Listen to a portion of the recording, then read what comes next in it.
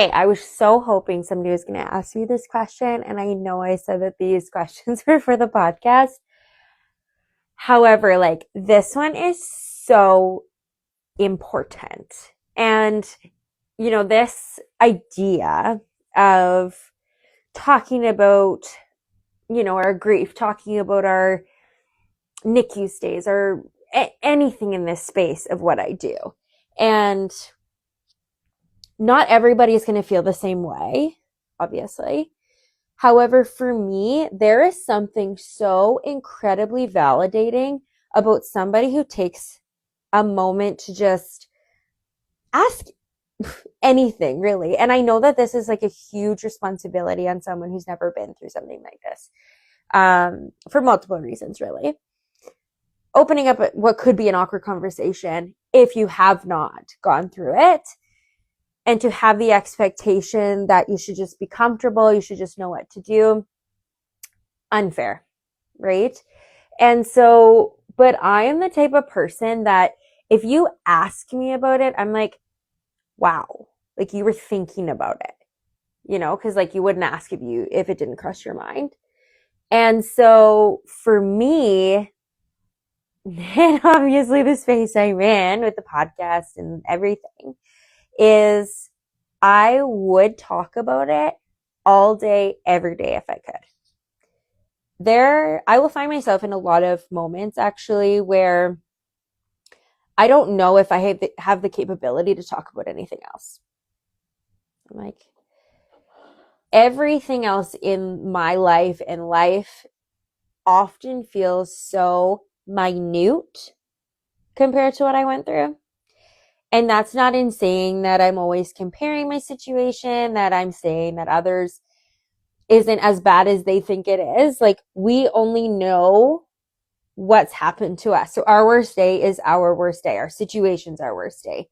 And for me specifically in the space of the NICU is I was so traumatized. I was still in such shock.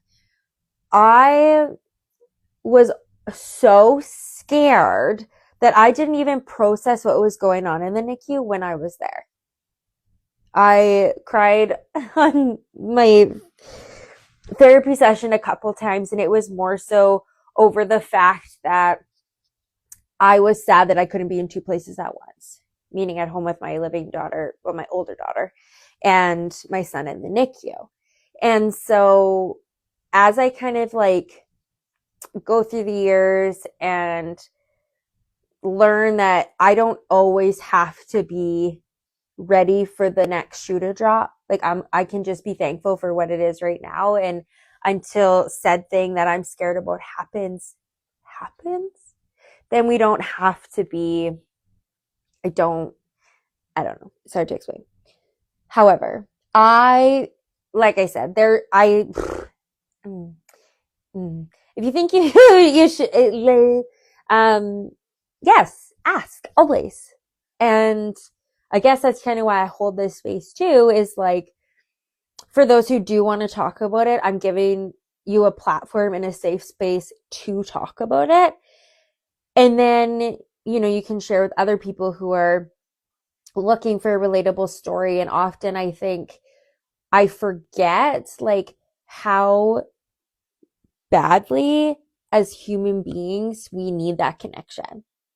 And we need someone who's been through it, so then we can be like, okay, I'm not alone, and this person beside me is surviving.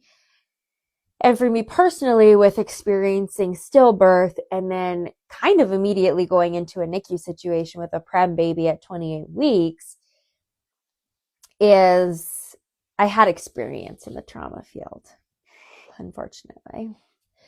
But for a lot of people, the NICU can be the first really traumatic thing they experience. And then if you find yourself in there a subsequent time, that's just re-traumatizing. Like, I know. I just went off on a huge rant. And moral of the whole thing was, yeah, I wish people would talk about it more. If you think about my son, if you think about my NICU experience, if you think about all the things that when you comment on this person's post and you're like, you've been through so much, you're so strong, how do you survive? It's like, well, let me tell you, if you just ask